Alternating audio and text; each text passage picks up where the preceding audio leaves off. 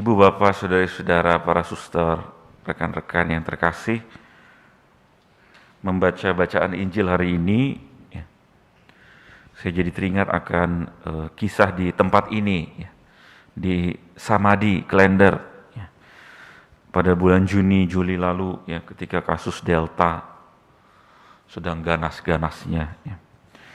Lalu tempat ini disulap menjadi tempat isoman, menjadi rumah sakit di medan perang. Banyak kebingungan, banyak keterbatasan yang dihadapi Romo Yus dan kawan-kawan, para frater di sini, suster. Ya. Bingung, terbatas. Kita mau berbuat seperti apa? Ya, nggak ada pengalaman. Tapi dengan keberanian akhirnya membuka itu. Dan kemudian apa yang terjadi? Terjadilah mukjizat. Ya.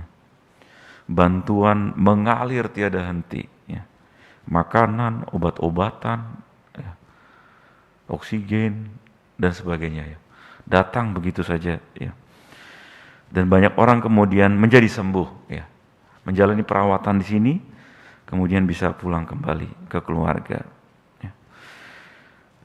Dan ini benar-benar sebuah kesaksian, ya, hal yang tidak mungkin menjadi mungkin, ya. Karena bantuan dari Bapak Ibu saudara-saudara semua, ya, yang membuat mukjizat tersebut. Ya.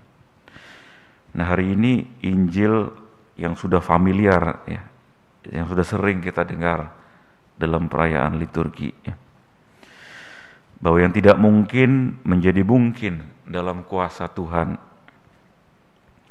Para murid mengalami situasi keterbatasan, mengalami situasi jalan buntu. Tetapi tepat disitulah kemudian Tuhan hadir berkarya dan membuka jalan, ya, untuk membuka keterbatasan jalan buntu tersebut. Ya. Dan inilah yang menjadi keyakinan iman kita. Ketika kita dalam hidup mengalami situasi, keadaan di mana seakan sudah skakmat, ya, udah macet, disitulah kita diajak kemudian untuk berserah diri kepada Tuhan Yesus. Ya. Nah, berserah diri ini yang seringkali gampang terucap, tetapi sulit, ya, seringkali kita lakukan. Ya. Menyerahkan diri ini kepada Tuhan.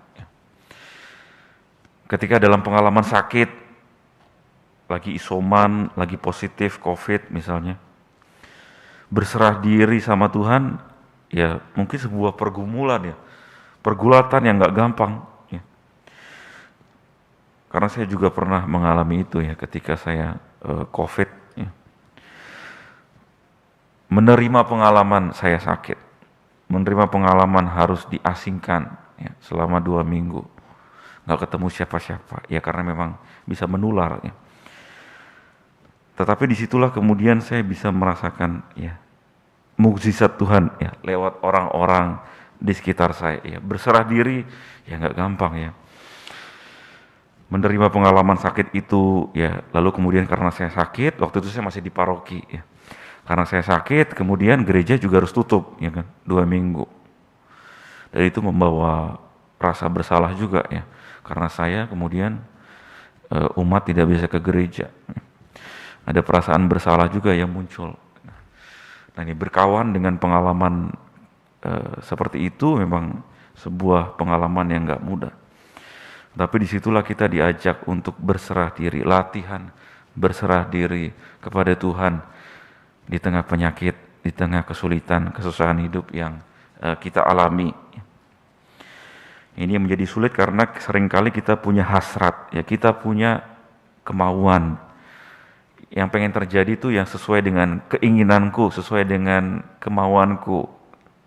Nah, ketika pengalaman kemudian tidak terjadi sesuai dengan apa yang saya mau, yang seringkali yang muncul adalah kekecewaan, perasaan ditinggalkan. Ya.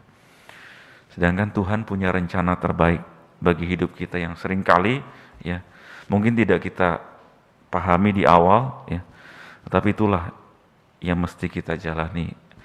Kita percaya dalam iman bahwa inilah rencana Tuhan yang terbaik dalam hidup kita. Ya.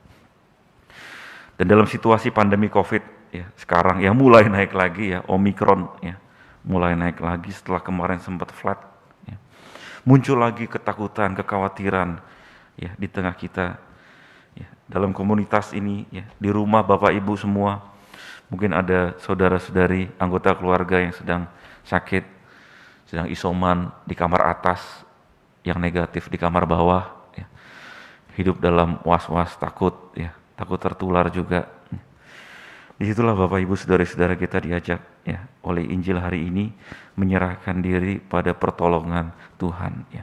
Tuhan akan membuka jalan tersebut, ya, menemani kita. Tuhan ada bersama kita untuk melalui ini. Ya. Tuhan akan mengubah ya roti yang 7 menjadi 4.000, 5.000 lebih. Ya. Dan itu akan muncul lewat keluarga di sekitar kita yang merawat, lewat para nakes yang siap untuk menolong, memberikan tenaga mereka, lewat para donatur yang menyumbangkan berbagai macam hal ke sini misalnya. Ya.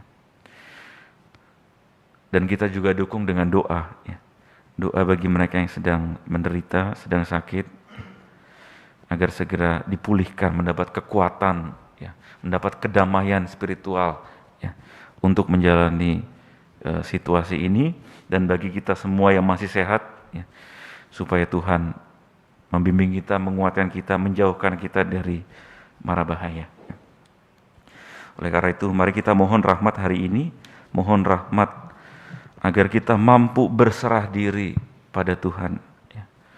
Mampu menyerahkan ya, pengalaman-pengalaman kita kepada Tuhan sambil mohon perlindungan, ya, agar Tuhan membuat mukjizat dalam diri kita, dan semoga kita pun dapat menjadi mukjizat juga bagi orang lain dengan kasih yang bisa kita berikan, apapun itu bentuknya. Ya.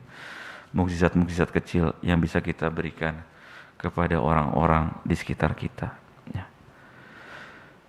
Saya tutup dengan satu cuplikan lagu. Ya. Bila bebanmu terasa berat, hadapilah dengan senyum. Tuhanlah pembebasmu, Tuhan penolongmu. Janganlah kau bimbang atas semuanya,